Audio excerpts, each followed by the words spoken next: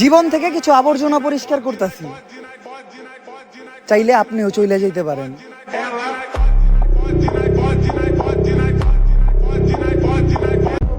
একটা ছেলে তখনই পুরুষ হয় যখন সে ভালোবাসার নিকৃষ্ট খেলায় অবহেলিত হয়।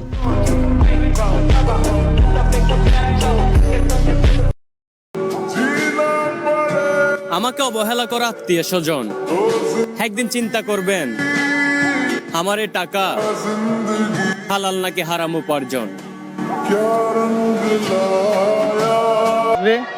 আবার চইলাও যাবে, এতে কুত্তার মতো ঘেউ ঘেউ করার কিচ্ছু নাই।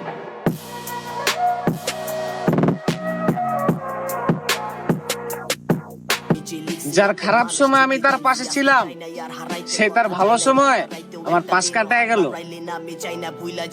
আমি দেখছি মানুষ বন্ধু নামে পালসি হাই না ঘরে। মানুষ এক আজব জিনিস, মৃত মানুষের জন্য কান্না করে আর জীবিত মানুষে কাঁদায়।